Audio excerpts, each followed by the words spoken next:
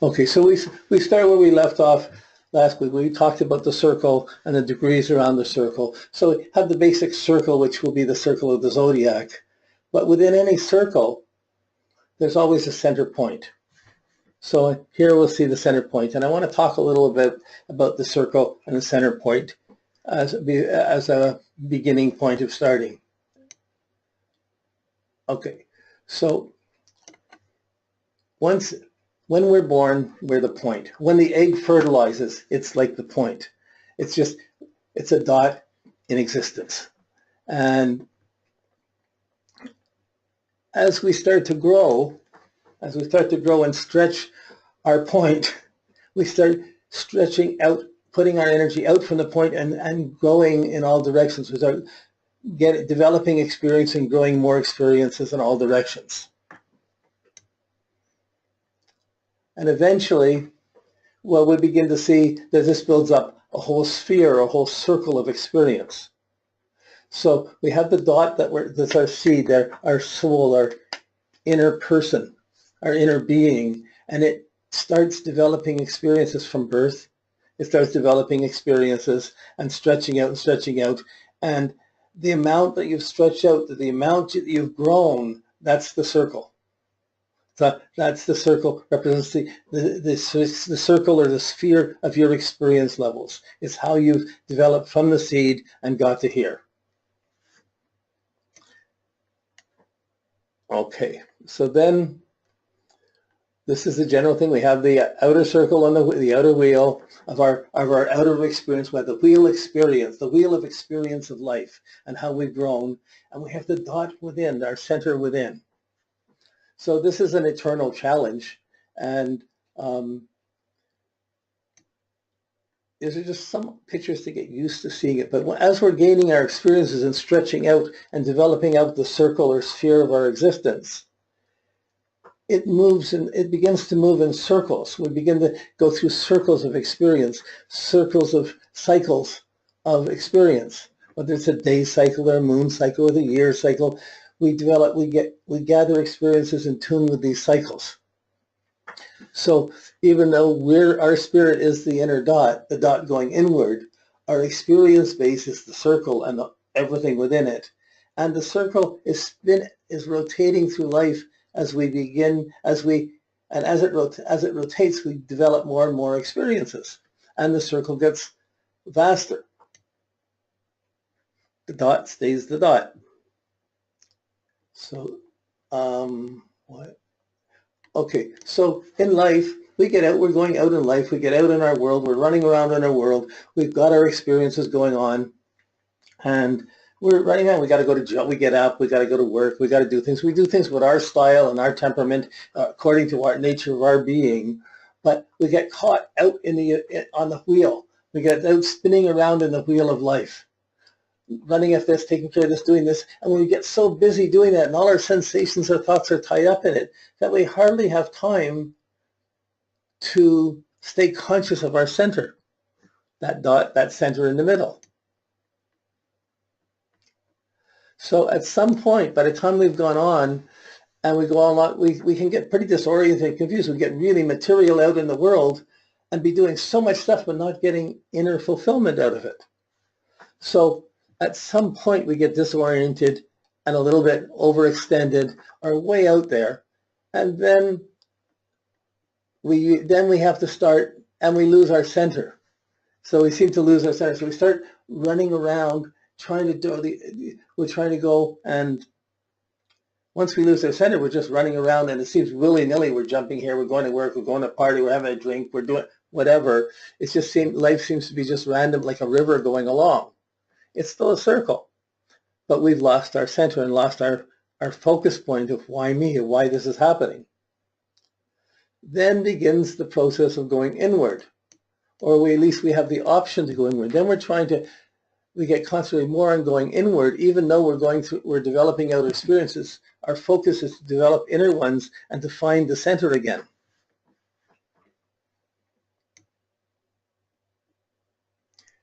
So as you find the center, when you find the center, You have your physical experiences going out in the world. We have to eat, we have to sleep, we have to go through our basic functions, but our attention and our consciousness becomes directed towards the inside, not so much to what's outside. We become more centered in our inside. This is kind of a description of our inner path. So in astrology, we'll have an outer and an inner path. Both are there. We have to try and see where we are in the process. And the logic that's true when you're right near your center, that's one type of logic. When you're out in the circle of life running around, that has another different logic. When you're out in the circle and you're trying to start to go in, a new logic is needed. So what's true at one level isn't necessarily true at another level. It depends on where you are in your process. So this is the pulsing going back and forth from the inside heart to the outer experiences. And we accumulate experiences, and we're generally measuring them out on the wheel, out in life of what I've done. I've been here, I've been there, I've done this, I'm married, I do these. We have all these things going on, and that's we see around the wheel. But who am I inside of it? What am I feeling? What's my inner presence? That's our inner spiritual voice. And astrology is kind of measuring how we go out, and it points to the struggles we have so that we can go back in. So while this pulsing is going on, it can happen if you're looking forward in the world. It's kind of like you have a one-celled amoeba that splits, becomes two, and the two go further and split and become four, and life keeps growing and building and moving up by splitting and replicating and keeping going. So that would be like a one cell being born and then splitting and growing and keep extending how big the outer world and the outer wheel is. It's just a thought. It's not. It's if you're going backwards in life and saying, where does this one point come from? We see our family tree. We have the one point being like the one square at the bottom here, and then we both have a mother and father, and each mother has a mother and father. The father has a mother and father. So we have 2 parents, 4 grandparents, and 8 great-grandparents.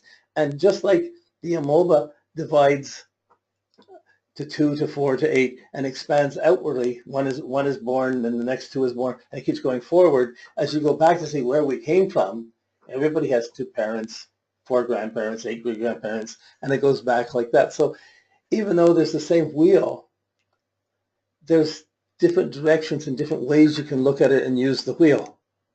So if we were going to take this and put it into a circle to see these family tree and these things on a circle, it would look somewhat like this. This is the I Ching, but each circle is one generation around the wheel. So one generation, the first generation, in the right center, the dot is you and your circle of experience.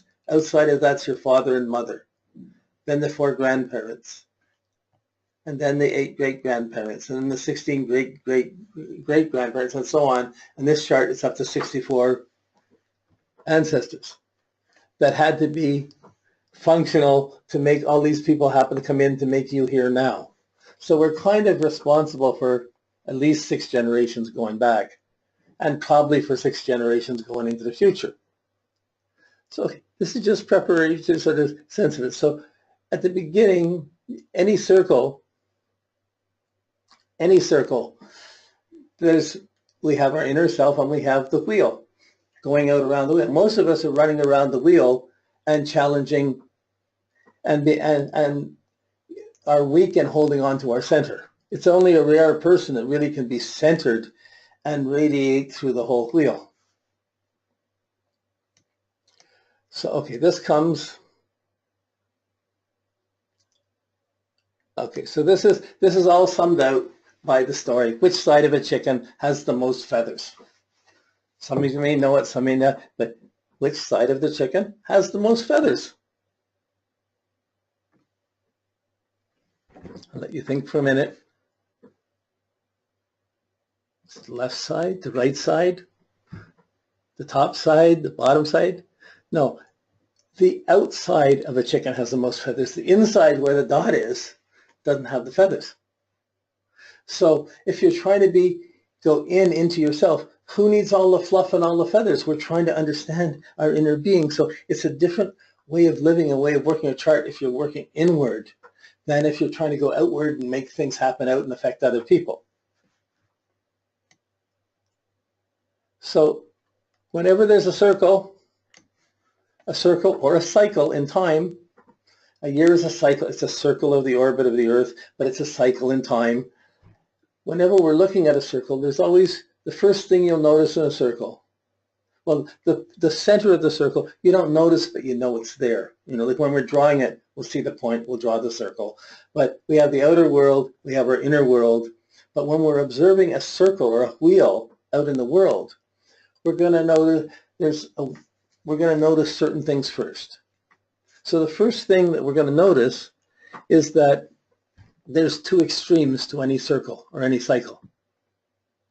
So in the cycles, we're thinking astrologically, but you can apply it to other cycles. But if you're measuring the light and the dark, in the day, what are the extremes? It's noon and midnight. In the year, it would be the longest night and the longest day, the greatest brightness and the greatest darkness of the year. Those are the two extremes of the cycle. So that's our first orientation to the zodiac. Once we can anchor where the extremes are, then we can see the halfway points between the extremes. And those would be like the equinoxes. So getting the circle, getting our bearings on where we are in the circle, and beginning to develop an understanding of the zodiac so we can work with the zodiac, this is what we have to do. And this is, once you've seen it, once you can think it through, you almost don't have to memorize it because you'll recall it anytime you need. So now, okay, so color and sound are frequencies of time and space. So we can measure color and sound in the circle. In fact, color and sound express the nature of a circle or a cycle almost better, way better than words would do it.